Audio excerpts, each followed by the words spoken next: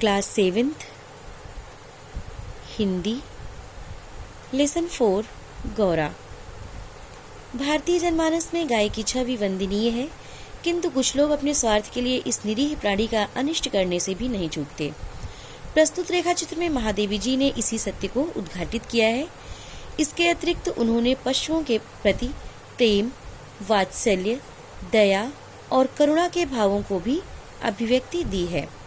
तो चलिए देखते हैं। महादेवी वर्मा जी बताती हैं कि गौरा मेरी बहन के घर पली हुई गाय की वयः संधि तक पहुंची हुई बछिया थी। उसे इतने स्नेह और दुलार से पाला गया था कि वह अन्य गोवत्साओं से कुछ विशिष्ट हो गई थी।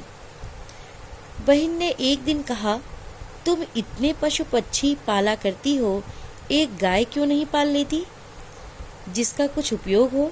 वास्तव में मेरी छोटी बहन श्यामा अपनी लौकिक बुद्धि में मुझसे बहुत बड़ी है और बचपन से उनकी कर्मनिष्ठा तथा व्यवहार कुशलता की बहुत प्रशंसा होती रही है, विशेषतः मेरी तुलना में।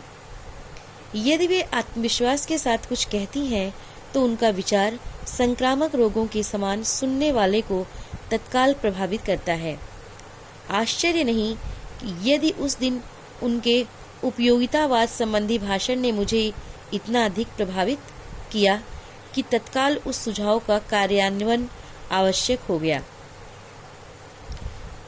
वैसे खाद्य की किसी भी समस्या के समाधान के लिए पशु पक्षी पालना मुझे कभी नहीं रुचा। बकरी, कुक्कुट, मछली आदि पालने के मूल उद्देश्य का ध्यान आते ही मेरा मन विद्रोह करने लगता है। पर उस दिन मैंने ध्यानपूर्वक गौरा को देखा। पुष्ट लचीले पैर, भरे पुट्ठे, चिकनी भरी हुई पीठ, लंबी सुडौल गर्दन, निकलते हुए छोटे छोटे सींग, भीतर की लालिमा की झलक देते हुए कमल की दो अधखुली पंखुड़ियों जैसे कान, लंबी और अंतिम छोर पर काले सघन चामर का स्मरण दिलाने वाली पूंछ, सब कुछ साँचे में ढला हुआ सा था। गाय को मानो इटालियन मार्बल में तराश कर उस पर ओप दी गई हो। स्वस्थ पशु के रोमों की सफेदी में एक विशेष चमक होती है। गौरा की उज्ज्वलता देखकर ऐसा लगा मानो उसके रोमों पर अभ्रक का चूर्ण मल दिया गया हो, जिसके कारण जिधर आलोक पड़ता था उधर विशेष चमक उत्पन्न हो जाती थी। गौरा को देखते ही मेरे पालने के संबंध में दुविधा निश्चय में बदल गई। गाय जब मेरे बंगले पर पहुंची तब मेरे परिचितों और परिचायकों में श्रद्धा का ज्वार सा उमड़ आया। उसे लाल सफेद गुलाबों की माला पहनाई गई, केसर रोली का बड़ा सा टीका लगाया गया, घी का चौमुखा दिया जलाकर आरती उतारी गई और उसे दही पेड़ा खिलाया गया। उसका नामकरण हुआ गौरांगिनी या गौरा। पता नहीं इस पूजा अर्चना का उस पर क्या प्रभाव पड़ा, परंतु वह बहुत प्रसन्न जान पड़ी।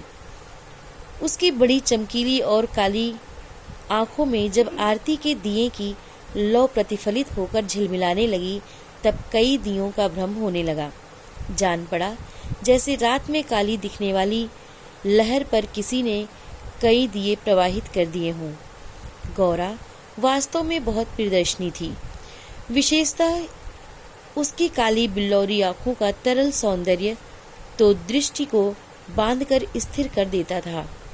चौड़े उज्ज्वल माथे और लंबे तथा सांचे में ढले हुए मुख पर आंखें बर्फ में नीले जल के कुंडों के समान लगती थीं।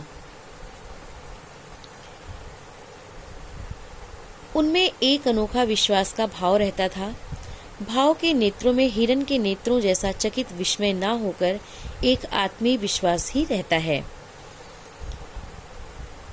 उस पशु को मनुष्य से यातना ही नहीं, बता रहे कि उस पशु को मनुष्य से यातना ही नहीं निर्मम मृत्यु तक प्राप्त होती है, परंतु उसकी आंखों के विश्वास का स्थान न विस्मय ले पाता है न आतंक। तो आज बस इतना ही। आगे कल आज आपका होमवर्क है, ये जो भी कुछ मैं आपको पढ़ाई इसको आप फिर से पढ़ेंगे।